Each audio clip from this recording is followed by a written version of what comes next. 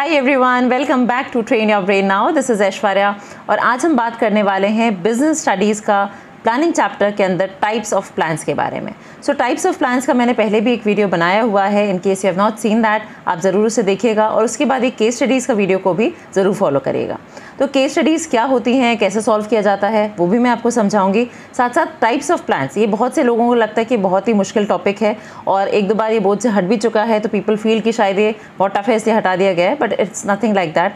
आप किसी भी चीज़ को तभी समझ सकते हो जब आप उसे ईजिली एक्सेप्ट करो। अगर आप उसे पहले ही मान के चलोगे कि वो बहुत डिफिकल्ट चीज़ है तो डेफिनेटली आपको वो डिफिकल्ट ही लगेगी समझने के टाइम पे भी। So types of plans is the simplest topic in your planning chapter.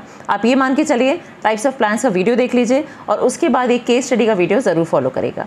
So in case you have seen that types of plans video, now you can come up to the case studies. Case study में मैं आपको सारे ही plans के 8 plans हैं हमारे पास, 8 सब plans हैं standing और सिंगल यूज़ प्लान्स के अंदर, और साथ साथ मैं आपके लिए कुछ केस स्टडीज़ भी लाई हूँ जिससे आप इजीली आइडेंटिफाई कर पाएंगे the difference between the various types of plans. तो एक बार शॉर्ट में रिकैप कर लेते हैं। 2 तरह के प्लान्स हैं, one is the single use, the other one is standing plan. Single use plans वो होते हैं जो कि सिर्फ वन टाइम यूज़ है, मतलब एक बार आपने यूज़ करा और वो फिनिश हो जाते हैं। वेराज जो स्टैंडिंग प्लान्स है, they are standing, which means कि वो हर बार आप उन्हें यूज़ करते हो, रेकरिंग बेसिस से आप उन्हें यूज़ कर रहे हैं एंड थोड़ा बहुत उसमें मॉडिफिकेशन पॉसिबल है। जब आप स्टैंडिंग प्लान्स को लर्न कर रहे हो तो इसका keyword is PPMR। Okay, so PPMR stands for policies, procedures, methods और रूल्स। तो ये जो 4 टाइप हैं ये आपके स्टैंडिंग में आते हैं। ओके, एंड जो सिंगल में आते हैं दैट इज़ जैसे बजट है या आपका प्रोग्राम है, ये वन टाइम है। आपने एक बार इन्हें फ्रेम किया, नेक्स्ट ईयर या नेक्स्ट मंथ आपको इन्हें दोबारा से फ्रेम करना है। So whenever you using them next, आपको उन्हें दोबारा से पूरा रीफ्रेम करना पड़ेगा। जबकि जो आपके स्टैंडिंग प्लान्स हैं उनको आपको ज़रूरी नहीं है बार बार चेंज करना, वो जैसे एक बार बन गए हैं आप उन्हें वैसे ही रीअडॉप्ट कर सकते हैं। 2 जो इसमें प्लान्स रह गए हैं दैट इज़ स्ट्रैटेजी और पॉलिसी। ये एक्चुअली ना स्टैंडिंग में आते हैं ना सिंगल में आते हैं, it depends upon the situation. तो जो भी केस दिया है उसको आपको देखते हुए समझते हुए आइडेंटिफाई करना है कि वो स्टैंडिंग प्लान है या वो सिंगल यूज़ प्लान है। तो आगे हम केस स्टडीज़ पे बात करने वाले हैं, प्लस मैं आपको कीवर्ड्स भी दूंगी जिससे आप खुद से देखिएगा, आप आइडेंटिफाई कर पाएंगे। पहले मैं आपको क्वेश्चन दूंगी, उसके बाद I will give you certain time, आप कुछ एनालाइज करेगा, रीज़न को चेक करिएगा and then check the reason जो मैंने यहाँ पे मेंशन किया है। तो this way you will be able to comprehend the questions, आप इजीली उन्हें समझ पाएंगे। Now let's proceed with our today's lecture. All the best, I hope it helps you. ठीक है, great. So now we are starting planning case studies on types of plans. I have already told you about the single use and standing plans. उन्हीं से related हम बात करने वाले हैं, but as usual before we proceed I'll be talking about a quote today. So एक quote है जो मुझे बहुत अच्छा लगा. This is about from Albert Einstein. उन्होंने ये quote बोला था, never regard study as a duty but as an inevitable opportunity to learn to know the liberating influence of beauty in the realm of the spirit for your own personal joy and to the profit of the community to which your later work belongs. आप जो भी अभी पढ़ रहे हैं उसको एक ऐसा ना मान के चलें कि एक ज़बरदस्ती से आपको पढ़ना पड़ रहा है, आपका 12th है या आपके एग्जाम्स हैं, for that reason you are starting this thing right now, but this is going to help you in your long run. आप आगे जो भी काम करेंगे उसमें ये डेफिनेटली आपकी जो स्टडीज़ हैं आपको हेल्प करती हैं और आप अपनी कम्युनिटी के लिए, अपनी सोसाइटी के लिए, अपने कंट्री के लिए कुछ ना कुछ डिवोट, कुछ ना कुछ कॉन्ट्रीब्यूशन ज़रूर कर पाएंगे। चलो बात करते हैं केस स्टडीज़ के लिए। देखिए केस स्टडीज़ जो हैं वो बाकी क्वेश्चन से इसलिए डिफरेंट हो जाती हैं बिकॉज यहाँ पे आपको एक स्टोरी लाइन दी जाती है, बहुत ही क्रिटिकल हो जाते हैं, एनालिटिकल जो थिंकिंग है वो स्टूडेंट्स की इसमें इंक्रीज़ करी जाती है। बट सबसे सिंपल चीज़, सबसे अच्छी बात क्या है केस स्टडी के अंदर कि इसमें आपको कंसेप्चुअल हिंट्स मिलते हैं, कुछ ना कुछ कीवर्ड्स ऐसे मिलते हैं जिससे कि आप तुरंत उसे समझ सकते हैं कि ये जो कंसेप्ट है वो कौन सी चीज़ को हाईलाइट कर रहा है। So these are basically concept based questions और इनको समझना 10% मैं कह सकती हूँ कि आपके जो डायरेक्ट क्वेश्चंस हैं उनसे थोड़ा सा मुश्किल इसलिए है क्योंकि इसमें आपको पूरी स्टोरी लाइन को पढ़ना होता है। अब केस स्टडीज़ को इनको सॉल्व कैसे करते हैं या हमें सिर्फ इनसे डरते ही रहना है, तो ऐसा नहीं है। Definitely they are very easy. जो मैंने आपको पहले ही बताया, case studies are not at all tough. आपको उसको समझने के लिए कुछ स्टेप्स को फॉलो करना है, जो ये स्टेप्स आपके सामने हैं। सबसे पहली बात, जो भी पैसेज दिया है, जो भी केस स्टडी दी है उसको इन डेप्थ में पढ़ो। और जो मेरा तरीका है वो मैंने आपको रेड में ऑलरेडी हाईलाइट कर दिया है। मेरे अपने जो स्टूडेंट्स हैं हमेशा मैं उनको यही बोलती हूँ कि आपको क्वेश्चन को रिवर्सल पैटर्न में पढ़ना है, विच मीन्स कि जो भी क्वेश्चन दिया है सबसे पहले उसके लास्ट के पार्ट को आप रीड करो। Okay, suppose it's talking about identify the key lines, coating करिए लाइन्स की और बताइए कि टाइप्स ऑफ प्लान्स कौन से हैं, या बताइए कि प्रिंसिपल्स इसमें कौन सी आ रही हैं, और they may be asking you कि कौन सी रिस्पॉन्सिबिलिटी हैं कंज्यूमर्स की। So whatever question they are asking telling you, पहले आप वो पढ़ लीजिए and then you move back to the case. उससे फ़ायदा क्या होता है, आप केस को थोड़ा और क्लैरिटी के साथ समझ सकते हैं। Otherwise you are going into the story, clarity नहीं होती। बहुत बार आपको मल्टी डिसिप्लिनरी क्वेश्चंस भी मिलते हैं, विच मीन्स कि आपको 2 चैप्टर्स की कंबाइन करके क्वेश्चन मिलते हैं, तो वो हो सकता है आपको टफ हो जाए समझने के लिए। Therefore it's very necessary that you read the question in a reversal order. Also you have to answer briefly. Question lengthy है डजंट मीन कि आंसर्स भी आपको बहुत लेंदी लिखने हैं, तो केस स्टडीज़ के आंसर्स बहुत बार शॉर्ट भी हो सकते हैं। Next thing is you have to comprehend the situation. जो भी सिचुएशन दी है कि एक पर्सन मार्केट में गया, उसने ये सामान खरीदा, उसके साथ ये गलत हुआ, कौन सा राइट उसका वायलेट हो रहा है, so you have to just go in that story. जो भी उसमें पैसेज दिया है, जो भी उसमें क्वेश्चन पूरा समझाया गया है, उसको कॉम्प्रीहेंड करना है, समझना है। Okay, and then you have to relate it with the concepts that you have studied. आपने उस चैप्टर में जो भी कॉन्सेप्ट्स पढ़े हुए हैं उनसे आपको रिलेट करना है। एंड अगेन जब भी आप कोई केस पढ़ते हैं, बोर्ड्स में भी इट इज़ अलाउड, आप पेंसिल लेके अंडरलाइन कर सकते हैं उसमें क्या कीवर्ड्स आ रहे हैं, की लाइन्स आ रहे हैं। और अभी मैं आपको आगे की स्लाइड में यही दिखाने वाली हूँ, जब हम टाइप्स ऑफ प्लान्स की बात करते हैं तो उसमें कौन से कीवर्ड्स हैं जिसे हम आइडेंटिफाई करते हैं। चलो, सबसे पहले आप देखो ऑब्जेक्टिव के बारे में। तो ऑब्जेक्टिव जो है वो एक टाइप ऑफ प्लान है, उसको समझने के लिए हमारे कीवर्ड्स क्या होंगे। एक आपको मिल सकता है केस में फ्यूचर स्टेट ऑफ अफेयर्स, क्या लिखा होगा, गोल्स। ओके, और it can be and points framed by the top management, specific. ये सारे ऑब्जेक्टिव्स के टाइप्स हैं, ऑब्जेक्टिव्स के वर्ड्स हैं जो कोई हम उसके लिए कीवर्ड्स को यूज़ करते हैं। स्ट्रैटेजी जब भी लिखा होगा, स्ट्रैटेजी कैसे आइडेंटिफाई करोगे, हमेशा एक कॉम्पिटिटर के कॉन्टेक्स्ट में आती है। तो ये आप पढ़ सकते हो, जो भी केस होगा उसमें अगर कॉम्पिटिटर मेंशन है या 3 डायमेंशनल वर्ड लिखा है, 3 डायमेंशंस आते हैं जब हम स्ट्रैटेजी को पढ़ते हैं कि लॉन्ग टर्म ऑब्जेक्टिव को स्टेट करना, रिसोर्सेज को अरेंज करना और एक पर्टिकुलर कोर्स ऑफ एक्शन को फॉलो करना, ये स्ट्रैटेजी में आते हैं। पॉलिसी क्या होता है, it is the base to interpret strategy. तो जो भी कोई फर्म ने स्ट्रैटेजी बनाई है, उस स्ट्रैटेजी को इंटरप्रेट करना, समझने का तरीका जो है, दैट इज़ पॉलिसी। तो पॉलिसी है क्या, आप डेली बेसिस से अपने फर्म को कैसे मैनेज कर सकते हो, कैसे आप उसको और एफिशिएंटली मैनेज करोगे, वो पॉलिसी में आता है। तो एफिशिएंटली मैनेजमेंट का आ जाए या हाउ टू वर्क करना है policy, that is policy. Okay, next one is method, how to perform a task. उसमें ये लिखा होगा, प्रिस्क्राइब्ड वे या मैनर लिखा होगा, वहाँ से आप इसे समझ सकते हैं। नेक्स्ट आ जाता है प्रोसीजर, जिसमें हम कहते हैं रूटीन स्टेप्स हैं, क्रोनोलॉजिकल, मतलब एक सीक्वेंस वाइज चल रहा है। पहले एक स्टेप 1 होगा, फिर स्टेप 2, फिर स्टेप 3, इस तरह से। एक और चीज़ मैं आपको अभी क्लियर कर दूं, जब भी हम किसी प्रोसीजर की बात करते हैं, मान लीजिए हम सिलेक्शन के प्रोसीजर कह रहे हैं, स्टाफिंग के प्रोसीजर कह रहे हैं, तो उस प्रोसीजर के किसी एक स्टेप के अंदर हम कौन से मेथड अप्लाई करते हैं, वो वहाँ पे आते हैं। तो प्रोसीजर के अंदर आपके मेथड्स आते हैं। जैसे मैं एग्जाम्पल ये हमेशा क्लास में कोट करती हूँ, जैसे अगर हम स्टाफिंग की बात करें तो स्टाफिंग के अंदर एक स्टेप आता है ट्रेनिंग एंड डेवलपमेंट। और ट्रेनिंग एंड डेवलपमेंट हम कैसे अपने एम्प्लॉयज़ को देते हैं, उसके बहुत सारे मेथड्स हैं। तो आप एक तरह से देख सकते हो कि प्रोसीजर के अंदर ही we have different types of methods. अब मेथड जो है वो भी डिपेंड करता है सिचुएशन क्या है, उसके हिसाब से हम अप्लाई करते हैं। नेक्स्ट आ जाता है रूल। रूल के लिए आपके कीवर्ड क्या होंगे, वेरी स्पेसिफिक लिखा है। अगर आपने रूल को फॉलो नहीं किया तो फाइन हो सकता है। येस एंड नो फॉर्म में होता है, इसमें फ्लेक्सिबिलिटी आपकी 0 होती है, सिंपलेस्ट फॉर्म है ये। तो इस तरह से ये आपको कीवर्ड्स मिल जाएंगे। तो अभी हम आगे केस स्टडीज़ करेंगे तो आपको और क्लैरिटी हो जाएगी। तो यहाँ पे मैंने objective, strategy, policy, method, procedure और रूल के बारे में आपको बता दिया है। इसके बाद आगे हम बात करेंगे 2 और हमारे पास आते हैं, that is budget and program. तो बजट और प्रोग्राम, उसके और कीवर्ड्स देखने के बाद I come on to the case studies, उन पर हम बात करते हैं। देखिए, प्रोग्राम में आ जाता है कॉम्प्रिहेंसिव वर्ड। तो कॉम्प्रिहेंसिव वर्ड हमेशा हम प्रोग्राम के लिए यूजुअली यूज़ करते हैं। Minute details are worked out, okay, entire gamut, इस तरह के जो वर्ड्स हैं वो प्रोग्राम के लिए आते हैं। और प्रोग्राम है क्या, जिसमें ये सारी चीज़ें इनकम्पास हो रही हों, दैट इज़ प्रोग्राम। बजट क्या है, न्यूमेरिक टर्म्स में होगा, कंट्रोल डिवाइस बोलते हैं, बिकॉज आप इसमें आइडेंटिफाई कर लेते हो आपके एक्सपेंसेस कितने हैं, कितनी इनकम होगी, और फ्यूचर भी एक्सपेक्टेड आप कर सकते हो कि कितने हमारी इनकम होंगी आगे, कितने हमारे एक्सपेंसेस हो सकते हैं। तो बजट क्या कर रहा है, वो आपके रिसीप्ट्स और पेमेंट्स का एनालिसिस करके आपको बताता है। तो इस तरह से ये सारे हमने कीवर्ड्स जो हैं वो कवर कर लिए हैं। Still if you not very sure तो आप टाइप्स ऑफ प्लान्स का वीडियो को चेकआउट कर सकते हो, उससे आपको और क्लैरिटी हो जाएगी। पूरी सारे मैंने उसमें पॉइंट्स को कवर करे हैं, एनसीईआरटी के जितने भी पॉइंट्स हैं। And the best book to go for is NCERT only. चलो, पहला केस हम आपको लेके चलते हैं। सबसे पहले आता है, Ramesh is a senior middle level manager. He is busy in allocating resources to his staff.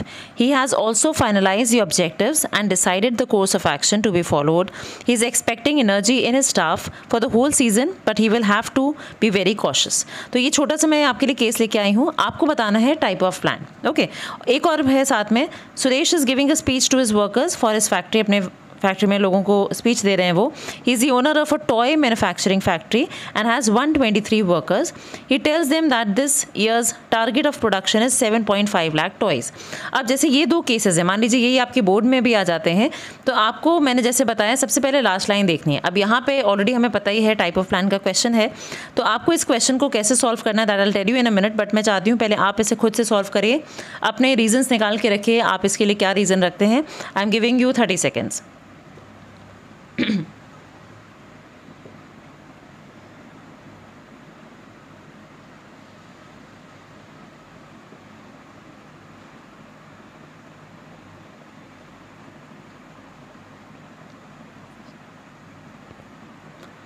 So time is almost over. तो दोनों केसेस को पहले हम देख लेते हैं, डिटेल में समझते हैं. मैंने इसमें अब आंसर्स यहाँ पे अंडरलाइन कर दिए हैं, आपके लिए मेंशन भी कर दिया है कि लाइंस जो हैं स्ट्रैटेजी और ऑब्जेक्टिव आदि आंसर्स क्यों होंगे वो बात करते हैं. पहले में लिखा है जो रमेश हैं वो एक मिडिल लेवल मैनेजर हैं और वो किस काम में बिजी हैं, एलोकेटिंग रिसोर्सेज. वो रिसोर्सेज को अरेंज करें कि भाई हमें किधर कौन से स्टाफ को देना है. उनके पास ऑब्जेक्टिव भी उन्होंने फाइनलाइज कर लिया, तो लॉन्ग टर्म ऑब्जेक्टिव जो है वो डिसाइड हो गया. कोर्स ऑफ एक्शन, उस ऑब्जेक्टिव को अचीव करने का तरीका क्या होगा वो भी डिसाइड हो गया. तो मैं आपको दोबारा बता दूं, ये तीनों जो होते हैं वो स्ट्रैटेजी के डायमेंशंस में आते हैं. देयरफॉर इसका करेक्ट आंसर जो है वो स्ट्रैटेजी है. इसी तरह से अगला क्वेश्चन आप देखो तो यहाँ पे भी सारी बातें जनरल लिखी हुई हैं. लास्ट वाली लाइन जो है वो हमारा टाइप ऑफ प्लान को हाईलाइट कर रहा है. ही tells them that this year's target of production is 7.5 lakh toys. तो बहुत ही स्पेसिफिक होकर उसने टारगेट बता दिया प्रोडक्शन का कि हमें इतना अचीव करना है. तो दिस इज अगेन ऑब्जेक्टिव. अब आप इसे बजट से कंफ्यूज ना करें, बिकॉज इसमें वो आपके एक्सपेंसेस और इनकम्स दोनों को नहीं बता रहा, वो सिर्फ आपको बता रहा है कि हमें कितना टारगेट प्रोडक्शन अचीव करना है. चलिए इसी तरह से आगे एक और क्वेश्चन देखते हैं. 2 और क्वेश्चन हैं आपके लिए. Rakesh calls his new subordinates for a meeting. He is a top level manager. He arranges for a PowerPoint presentation to train his subordinates who are all middle level managers. He tells them the way of doing task of treating suppliers through a new software system to be installed within next 30 days. Again type of plan समझाना है. Dinesh takes a meeting and guides his employees in a type of plan which is chronological in nature and is situation specific. It is a collection of various methods in a stepwise sequence. Again I am giving you the rest of time, around 10 seconds में आपको दे रही हूँ. दोनों questions को आप analyse करो, क्या होगा आंसर. अगेन उसमें आप जो आपकी लाइन है या की वर्ड्स हैं उनको प्लीज़ ज़रूर अंडरलाइन करिएगा.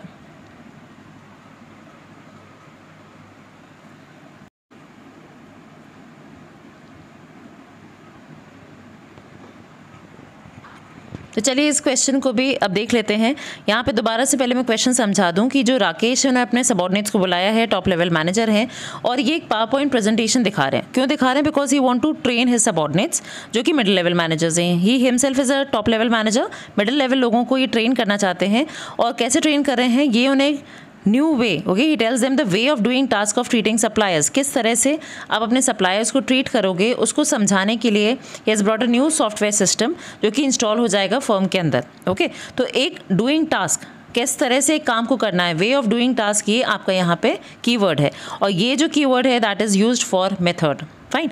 इसी तरह से आप अगला देखो, जो दिनेश हैं वो एक मीटिंग ले रहे हैं, अपने एम्प्लॉयज़ को गाइड कर रहे हैं. किस तरह से गाइड कर रहे हैं? Chronological in nature. एक टाइप ऑफ प्लान यूज़ कर रहे हैं जो कि क्रोनोलॉजिकल है. That means sequence of steps आ रहे हैं उसमें. आगे आप देखो एक और जो लाइन है वो भी हाईलाइट कर रही है सेम चीज़ को, दैट इज़ प्रोसीजर. यहाँ पर सेकेंड लाइन यहाँ पे आ जाती है, it is a collection of various methods. तो जैसे मैंने आपको अभी बताया, प्रोसीजर के अंदर जब हमने कहा कि हम स्टाफिंग प्रोसीजर की बात कर रहे हैं तो उसमें ट्रेनिंग एंड डेवलपमेंट आता है, उसके अंदर बहुत सारे मेथड्स आते हैं. तो सारे कलेक्शन ऑफ वेरियस मेथड्स भी आ गए, स्टेप वाइज सीक्वेंस है. So therefore this is non another but procedure. So I hope this is clear. एक और क्वेश्चन है आपके लिए, ये आपको खुद से करना है. मैंने हाईलाइट ऑलरेडी कर दिया है की लाइन यहाँ पर, but try if you can get the answer. Amit has given a detailed statement of expected results in numeric terms. The plan is conveyed to the subordinates by him in a specific meeting, in a special meeting. तो ये आपको analyse करना है 5 seconds के अंदर. Already आपके पास main line जो है हाईलाइटेड है. Please check the answer within 5 seconds.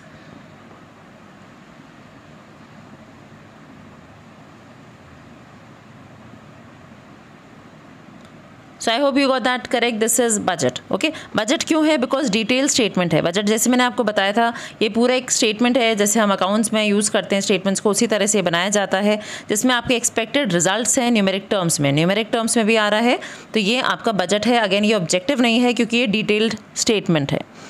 अब थोड़ा सा हॉट्स बेस्ड क्वेश्चन है, हायर ऑर्डर थिंकिंग स्किल वाला क्वेश्चन है ये। Ramesh is a supervisor in a company, he works at the lower level of the management. आप देखो ये सारे क्वेश्चंस आपको सीधा नहीं पढ़ना, जैसे ये पूरा एक लॉन्ग आंसर टाइप क्वेश्चन है, इसलिए आपको पहले क्या पढ़ने हैं, लास्ट के parts. In the above case which type of plan has been highlighted. तो अगर ये बोर्ड का आपका पेपर होगा तो सबसे पहले आप लास्ट की लाइन्स पढ़ लोगे तो आपको क्लैरिटी हो जाएगी कि आपको किस चीज़ के बारे में पूछा गया है। साथ में विच स्टेप ऑफ प्लानिंग, तो इसमें क्या कर रहे हैं वो दो चीज़ों की बात कर रहे हैं, एक तो टाइप्स ऑफ प्लान पूछ रहे हैं आपसे, साथ साथ प्लानिंग प्रोसेस का भी पूछ रहे हैं, तो आपको दोनों चीज़ें बतानी है। ओके, अब चलते हैं क्वेश्चन पे। रमेश एक सुपरवाइजर है कंपनी में और जो कि लोअर लेवल पे काम करते हैं। He teaches on the job training, तो ऑन द जॉब ट्रेनिंग जो है मेथड है, the ways in which a task is to be done. तो आप देखो अगर आपने ऑलरेडी स्टाफिंग पढ़ा हुआ होता तो आपको ऑन द जॉब ट्रेनिंग से ही क्लियर हो जाता कि एक मेथड है। मोरओवर उसने आपको और हाईलाइट कर दिया, the way in which a task is to be done, वो भी बोला गया है यहाँ पर। He meets his boss once a week and gives him a numerical statement। अगर आप देखो न्यूमेरिकल स्टेटमेंट ये क्या है, बजट है। ओके, क्वांटिफाइंग द नंबर्स, एक और आपको स्टेटमेंट मिल गया जिससे आप और क्लैरिटी कर सकते हैं। क्वांटिफाई बता रहा है आपको कि कितने लोग आपको चाहिए अलग अलग एक्टिविटी में at the shop floor, that means at the lowest level for next 6 months. 6 महीने के अंदर कितने लोग चाहिए होंगे, उनके स्पेसिफिक नंबर्स करके बताना, न्यूमेरिक स्टेटमेंट बना के बताना। So again this person is showing a budget. The boss approves his requirement and gives him a job to set targets in figures about the next plan. अब उसके boss ने इस काम को अप्रूव कर दिया और उसको जॉब क्या मिला है कि आपको टारगेट बनाने हैं, आपको टारगेट बनाने हैं अगले प्लान के लिए। सो यहाँ पर this is not budget but this is objective, तो ये भी आपको ध्यान रखना है। वो हिसाब से कह रहे हैं टारगेट बनाने हैं आपको अगले प्लान के लिए, ठीक है। So this is objective.